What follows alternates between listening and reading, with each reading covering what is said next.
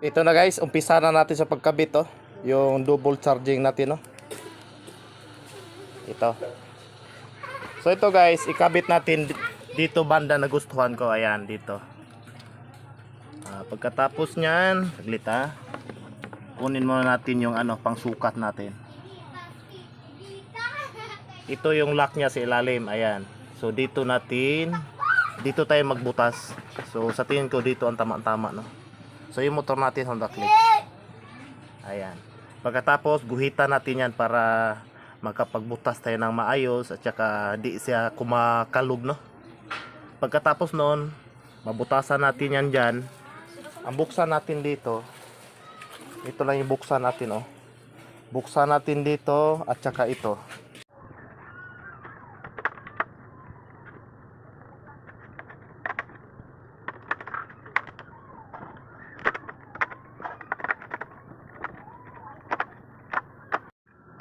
Okay guys, nakalas na natin ah. So dandahan lang tayo magkalas nito baka ako rin guys, hindi din ako kabisado mag nito, baklas. So dandahan lang.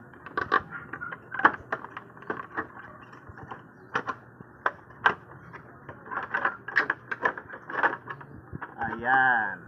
So ito nga pala guys, ito may dito mga tornilyo dalawa. So alisin mo na yung dito sa taas bago natin makita yung screw. Pagkatapos mayroon dito at saka dito. So bago natin sungkitin no. Uy, saan na yun? Ito. Pagkatapos naman dito sa baba, mayroon dito sa harap dito. Tulak mo pa baba siya, pababa. So mabaklas na to. Nakalas na natin. So hanapin natin yung wire ito. Ayan. May wire dito. So pipiliin lang natin dito kung saan yung may kuryente at doon natin iduto yung charger natin. Dito. So yung isang wire naman, yung itim, so pwede natin ikabit dito no. Dahil sa body lang ito yung isa. So ngayon, umpisa na natin sa pagbubutas dito. Ayan, so may na tayo, may guide na tayo dito no. So guys, ngayon mayroon tayo nito, pan-tester natin sa kuryente. So maganda din ito guys dahil itusok mo lang sa wire. So malaman na natin kung may kuryente o wala. So ito dito natin ikabit sa body. Ayan. So ngayon, kinalas ko na dito. Ito na yung tail light na hinanap natin. So nakita na natin no. So ngayon, i-testing natin dito. So hindi siya nag-iilaw no. Ngayon, i-on mo natin yung susi para malaman natin.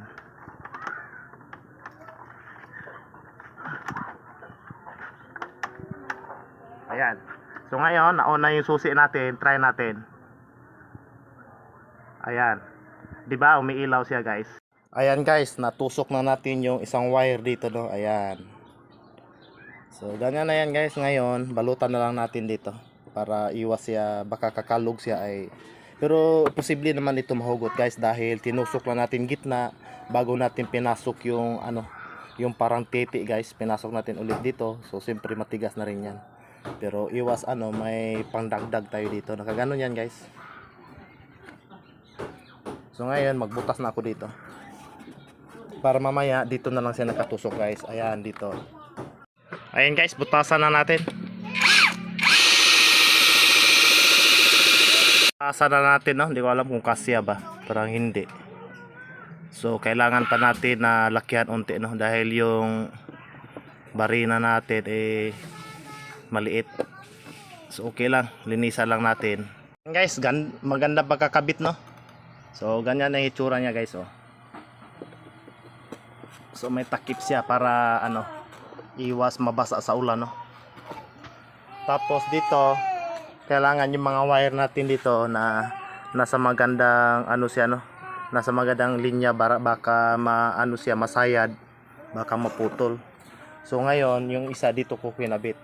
So parang naka-design na talaga dito pala yun mga wire no. Dahil kasi sa dito sa bolt natin na 10mm. So ganyan na itsura niya guys. So ito hindi ko na nilagyan ng lock dito dahil sobrang sikip na yan guys oh. At hindi na yan kakalog. Ayan.